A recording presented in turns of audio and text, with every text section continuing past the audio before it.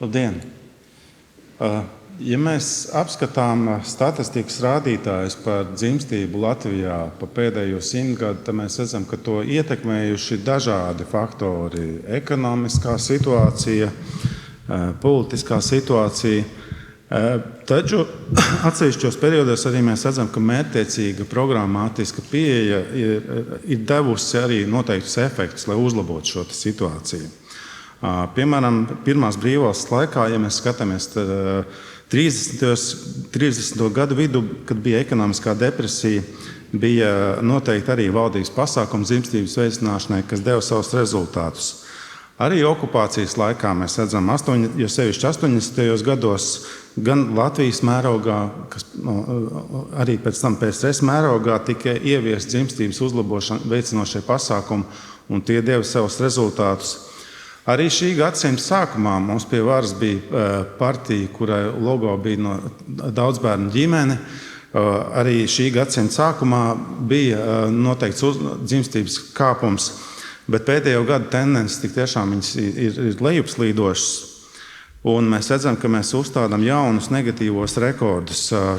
Pēdējā gadā dzimušo skaits Latvijā bijis vairs nedaudz virs 14 000.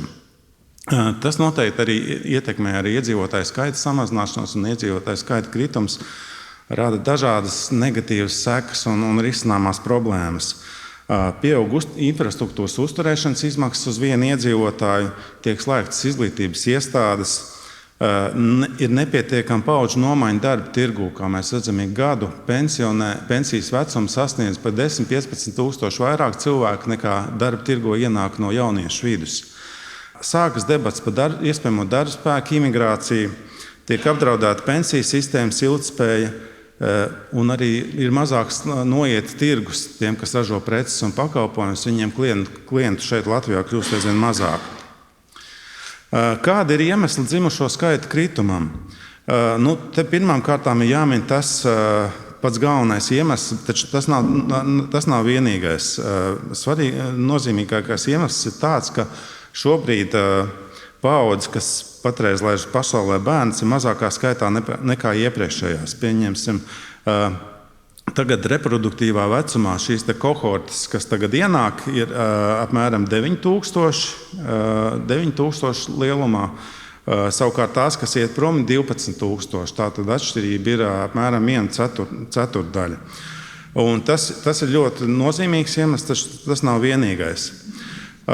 Arī, ja mēs pētām statistikas datus par dažādām kohortām, par šo sieviešu skaitu dažādās šeit vecuma grupās, mēs redzam, ka to skaits viena un tā pati paudze vecuma grupa, piemēram, pirms gadiem 15, viņi bija par kādiem 15% lielāki. Dažādās vecuma grupās tas kritums ir atšķirīgs. Caurmērā pa 10–20% emigrācijas dēļ ir samazinājies potenciālo māmiņu skaits. Arī mēs varam redzēt to, ka šobrīd mainās dzimstību dalījumā pa vecuma grupām. Ja kādreiz dzimstība galvenokārt koncentrējas 20–24 gadu vecuma grupā, tad tagad dominējošā grupa ir jau apmēram 30 gadu vecumā. Un šī tendence arī ir citās valstīs. Mēs redzam, ka ir līdzīgi gan kaimiņu valstīs, Lietuvā, Igaunijā, gan arī kopumā Eiropā. Mazāk izteiktas krītoša dzimstība ir jaunākajās vecuma grupās 20–24. Savukārt pieaug no 30, no 35 un 40. Taču arī šīs vecākās grupas, viņas tomēr nespēja kompensēt to kritumu, kas ir jaunākajām grupām. To arī ietekmē dažādi sociāli ekonomiskie faktori, kāpēc māmiņas arī kļūst vecākas.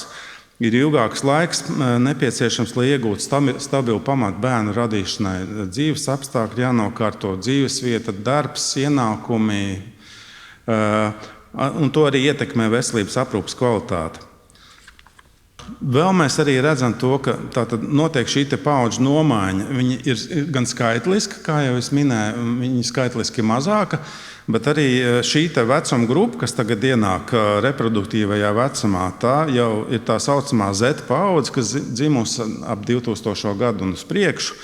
Un šeit paudzē arī ir citas vērtības. Un tās ir brīvība, pašrealizācija, paštēls, laime. Un šī vecuma grupa arī ir emocionāli jūtīgāki, mazāk gatavi upurēties, tā skaitā bērnu labā. Tas pats arī, to pašu varbūt arī var līdzīgu attiecināt arī uz potenciālām vecmāmiņām, jo arī radot bērnu, ir svarīga arī šī drošības sajūta, kad vecvecāki piepalīdz, bet arī šīs jaunās vecmāmiņas arī viņām, teiksim, arī vēl vēlas ilgāk pavadīt dzīvi un nav pietiekošs atbalsts.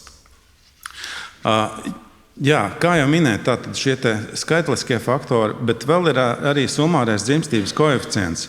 Viņš ņem vērā to, ka potenciālo māmiņu skaits krītas. Un šis sumārēs dzimstības koeficients viņš arī samazinās. Piemēram, 16. gadā viņš bija 1,74, bet pagājušā gadā jau 1,34. Tas ir krītums apmēram par ceturto daļu. Tā tad ir mainījusies arī uzvedība, kaut kādi psiholoģiskie vai cita veida faktori. Ja mēs vērojam datus par dzimstību Eiropas Savienības valstīs, dzimstības koeficients ir nepietiekošs visās Eiropas Savienības dalību valstīs. Un turklāt to jāatzīmē, ka pēdējos gados, jo īpaši 22. gadā, 21. gadā, ir bijis strauji kritums faktiski visās dalību valstīs. Un šeit arī jāmeklē arī kaut kādi iemesli, un iespējamās versijas varētu būt dažādas. Varētu būt runas par to, ka ir kaut kāda medicīniska iemesla, varbūt pandēmijas vīrusu dēļ vai vakcīnu dēļ kaut kāda ietekme uz reprodukciju, bet to, lai atbild medicīnas speciālisti. Varbūt arī psiholoģiski iemesli, tas, ka ilgstoši sēž mājās ar bērniem, 4 sienās, kad ir bijusi mājasēde, arī tas varbūt atgrūž kaut kādu vēlēšanos tuvākā laikā radīt bērnus. Un, protams, arī ekonomiskie iemesli. Vēl arī jāizceļ Baltijas valstīs ir, protams, šī Ukrainas kara ietekme, kas ir nozīmīgs ģeopolitiskais atrisinājums. Un te var redzēt, arī 9 mēnešus pēc kara sākuma ir mazliet noraustījusies dzimstība uz leju. Par ekonomiskiem iemesliem runājot, Latvijas ekonomika pēdējo gadu laikā nav būtiski kritusies. Nav bijusi krīze, par laimi, kaut arī varēja būt, ņemot vērā ģeopolitiskās situācijas pasliktināšanos, to, ka jāmeklē jaunas piegādes ķēdes un tam līdzīgi. Bezdarbs mums ir salīdzinoši zemā līmenī, vidēji augi turpina palielināties. Tomēr jāatzīmē, ka lielai daļai mājsaimniecību pēdējos gados ir pieaugusi finansiālā spriedze, ņemot vērā inflāciju. Jo tagad, ja skatāmies pēc 2020. gada līmeni, mums vidējais cenu līmenis ir apmēram pa trešdaļu augstāks.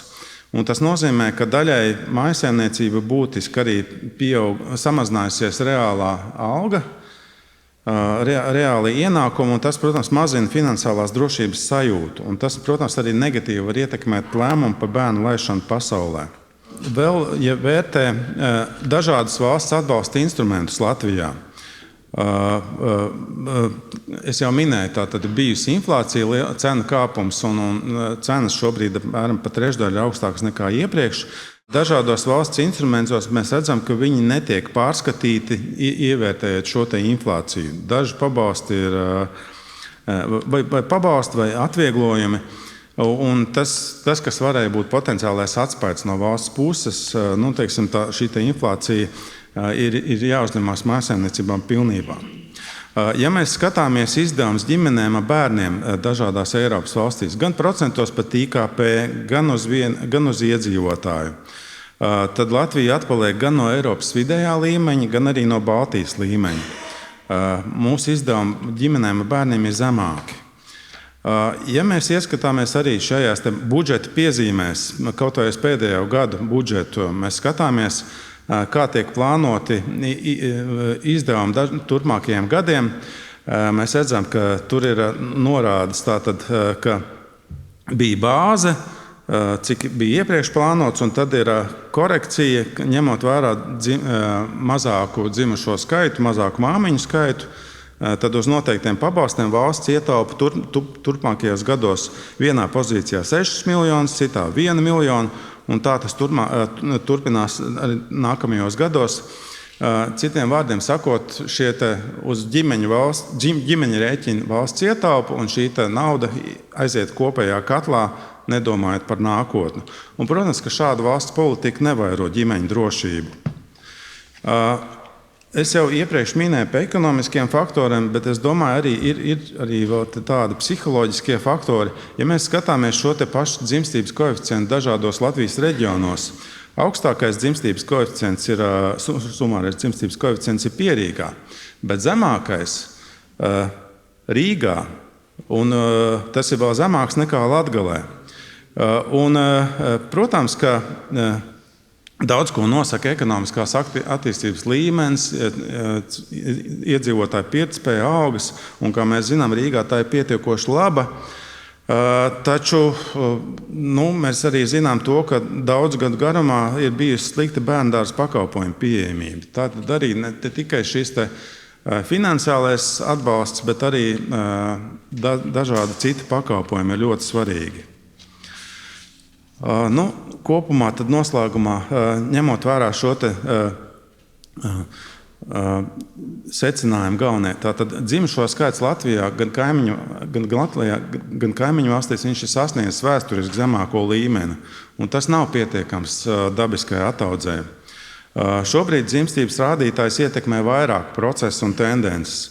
Ir nelīdzvērtīga paudžu nomaiņa reproduktīvajā vecumā, pieaug jauno māmiņu vecums, ir negatīva emigrācijas ietekme un arī negatīva dažādu ārējo apstākļu ietekme. Tas ir bijusi gan pandēmija, gan karš Ukrainā.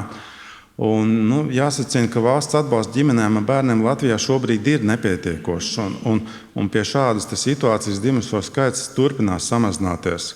Tāpēc būtu jāveido veicinoša dzimstības atbalsta politika, tai jābūt prognozējamai un konsekventai, lai vairotu drošības sajūtu ģimenēs ar bērniem. Paldies!